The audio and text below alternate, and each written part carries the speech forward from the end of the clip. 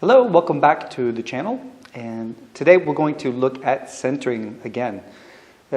We've done some previous videos, before about centering with the body, the mind, and now particularly today we're going to be looking at the heart. So what does it mean to center with the heart? And specifically we're going to be talking probably about emotions. Usually when we think about the heart, it's where kind of our emotional center is and where the emotions come from. And this can be quite challenging and also quite subtle. So we're going to take a look at that today in this video.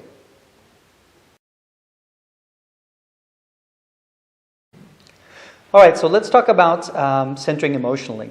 Okay, so the first step then is to recognize that we have emotions.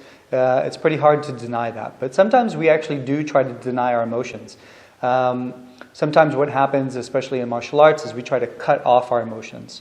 Okay, we try to respond from an emotionless state, and this has a tendency to have a backlash, to come back even stronger.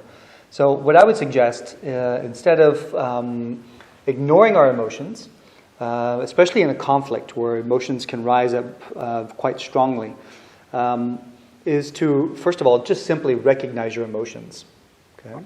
And we have another video about centering with the mind, and this is actually related to that, in the sense that you want to be able to stay present not only with the other person, but also with yourself, and particularly with yourself, to be able to recognize what's happening. So if you can recognize your emotional states, so in a conflict that could be anything, it could be like very angry, it could be very sad, it could be a whole range of different emotions coming up. And instead of being caught up in the emotion, instead of letting the emotion make you react, then being able to just recognize the emotion, sort of observing the emotion, then you recognize the emotions there without denying it. Okay? That's a big step. Okay? Then you can actually respond in the conflict from maybe a more appropriate place, whether that's from that particular emotion or from a different state. Okay? So first of all, you need to be able to see it in order to be able to respond in a better way. Okay? So to be able to see the emotion. Okay? So if we're looking at maybe an exercise on how to do that, on looking at that, then we can just do a simple verbal exercise. Okay? Where my partner is going to say yes, and he's going to change up how he says it. He can say it in a very aggressive way, in a very sad way, however, and I'm going to see how it reacts in my system. Okay, and so the first example that we're going to show you is when I let the emotion sort of take me. Okay, so when it comes up in my system, my reaction comes essentially from the emotion itself. Okay, so we'll give you an example. He's going to say yes, a simple yes, and I'm going to say a no. Yes. No. Yes. No. Yes. No. Yes. No. Yes. No. Yes. No. Yes. No. Yes. No. Yes. No. Yes. Yes. No. No. Yes, yes, yes. No. Yes. No. Yes. Okay, so you get the idea. Now this seems very silly, but actually when you go through the exercise, you might recognize that a lot can come up in this situation. Okay. Now we're going to go through it again and show you a slightly different way to do it. This time I just want to simply be aware of my emotions. Now I'm not going to cut off, but I'm just going to be aware of it.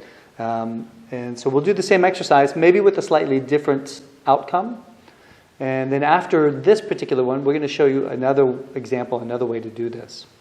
So we're going to do the same rules. He's going to say yes, I say no. Yes. No. Yes. No. Yes. No. Yes. No. Yes. No. Yes. No. Yes. No. Yes. No. Yes. No. Yes. No. Yes. No. Yes. No. Yes. No.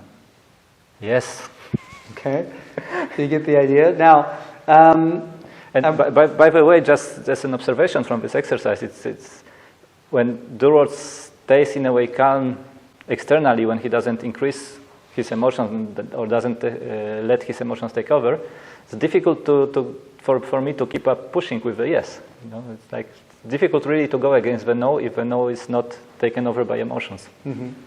And so in a way what's happening too here is that what often happens in a conflict is there's a symmetry or a disappropriate asymmetry, meaning that, for example, with symmetry, if his aggression level goes up, then I get caught in that aggression and I go up too. My aggression level goes up too. So we're basically doing a contest on who can be more aggressive. Okay, and a very asymmetrical or dissymmetrical, maybe I should say, then as he gets aggressive, then I become passive or passive-aggressive, and it goes in the opposite direction in relationship to his aggression or however he is. So it's being caught up in the emotion. So instead, whenever he's doing this, then I respond in such a way that I don't necessarily go into symmetry or dissymmetry or asymmetry. I just stay emotionally centered, and I respond from a place that is appropriate. Now, there's one more particular way that we could look at this, and if we do this yes-no with maybe even an attack, then it might look like this. Okay. So, no. Okay, that's where I basically get symmetry, and I block it out. Okay, I could also say yes and just let it in. But also I could, there's a lot of other options here to explore. There's also, for example, yes, but you know what? Not right now. And it's appropriate to the situation. Okay? Now, it doesn't have to look like what I just did. It can be with any particular technique or any particular Aikido practice. But practicing in that way, then you get a sense of other types of responses. Great. Well, thank you for joining us today. And if you want to see more and explore more, stay tuned to our channel. Thanks, and see you again soon.